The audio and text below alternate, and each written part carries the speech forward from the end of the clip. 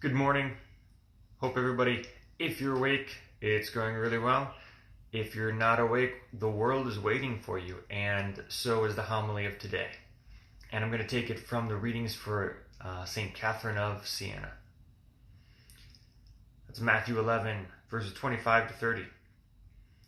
At that time, Jesus responded, "I give praise to you, Father, Lord of heaven and earth, for although you have hidden these things from the wise and the learned, you have revealed them to the childlike. Yes, Father, such has been your gracious will. All things have been handed over to me by my Father. No one knows the Son except the Father, and no one knows the Father except the Son, and anyone to whom the Son wishes to reveal him. Come to me, all you who labor and are burdened, and I will give you rest. Take my yoke upon you and learn from me, for I am meek and humble of heart, and you will find rest for yourselves. For my yoke is easy and my burden light."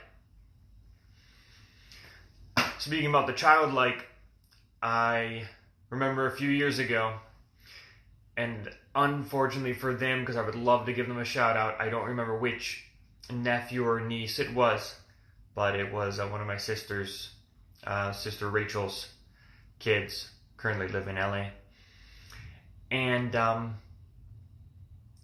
we were all at home at my parents' house in upstate New York, and one of them walks up to me, stares, straight into my eyes, with their head craned way back, because they were tiny, and said, Ben, up." Context.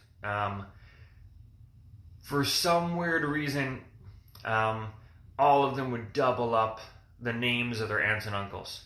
So I was Ben.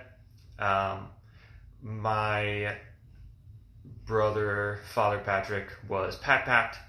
My brother Chris got the rough end of the deal. He was Kiss, because the whole crew was, KR sound. They just couldn't do it, so he was Uncle Kiss. I was Ben. And I don't remember if I was praying or whatever. I didn't get what they wanted. And he just stared back up at me and said, Ben, up. And it was the look, it was like, the king was looking at, up in this case, at their poor, useless subject who couldn't figure out what they were supposed to do. But there was this utter confidence that I was supposed to pick them up.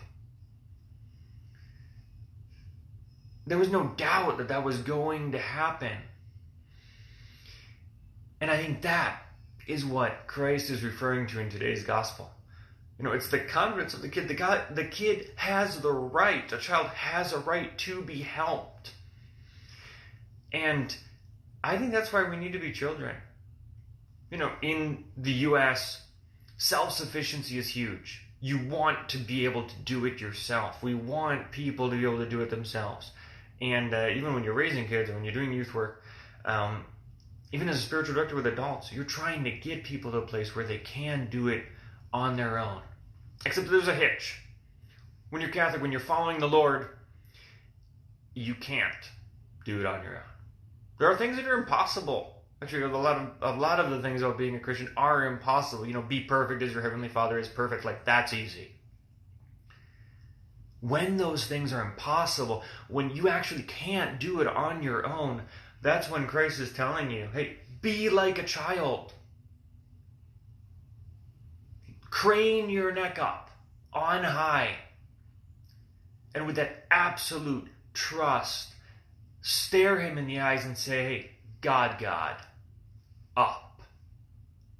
We have the right to, because we are his children. Do that today. Find the impossible, because God has the impossible in store for you. And count on his help. And in that loving way, in that childlike way, demand that help, because you have a right to it, because that's God's gift to you today. Be small, be a child, and ask him for his help. God bless.